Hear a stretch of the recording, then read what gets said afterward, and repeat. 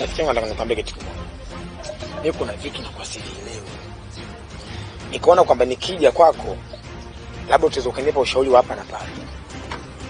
Yaani mimi haswa kabisa sielewi mazingira ya nyumbani. Yaani pale nyumbani kuna vitu fulani huwa vinanitokea. Yaani kama ukilala unaota ndoto yaani kama vile labda mimi mwenyewe unakuta mimi utakufa. Yaani sometimes labda mimi nikalala nikaota labda yaani mambo uchawi, unajua? Yaani kama vile utaweza ukalala ndani ukaota kama jini na mizimu, unaona? Kwa mimi kuna vitu huwa sivielewi. Kwa yaani sio kwamba vinanisababisha mpaka samtaoga nikiamkaga asubuhi nakaa kama vile mfiwe hivi, yaani nakaa nimetulia, yaani unajua ile kwamba kama mtu yaani unamkuta mtu kabutwa. Basi mimi mzee vitu vinanisumbua. Labda mwenzangu unaweza kujua sababu ni nini au kisa ni nini hivyo vitu mpaka vinakuwa vinatokea. Yaani umenielekeza shida yako, lakini hiyo sio tatizo, afu jambo jepesi sana. Shaona. Kinachotakiwa hapa wewe twende kwa mganga. Yaani shida zako zote zisijue umefanyaje, ana matatizo yako yote yataisha. Yaani unamaanisha yani tukaroge au yani sijakuelewa kwamba wewe mtaalamu yani ndo mtaalamu wa matatizo yangu mimi anayajua au na maana gani yani?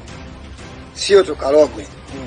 Wewe ukaaguliwe. Na maana kwamba hayo mapicha yanayotokea siji nini. Na maana kwamba tayari wewe kama kuna vitu umepewa. Kwa hiyo kwa upate dawa ya kukutoa vile vitu.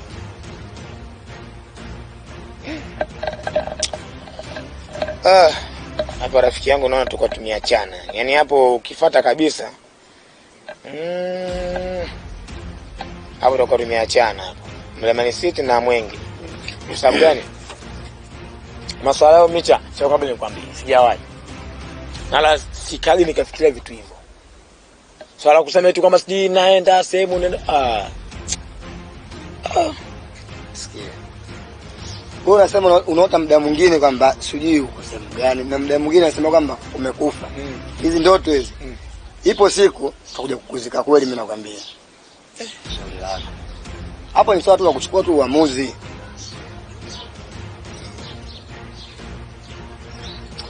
Sasa labda nikwambie kitu kimoja.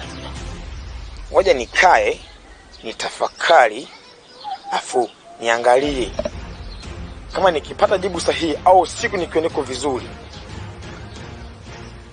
Basi sawa, nitakwambia nipeleke. Ila ngumu sana kuamini vitu hivi.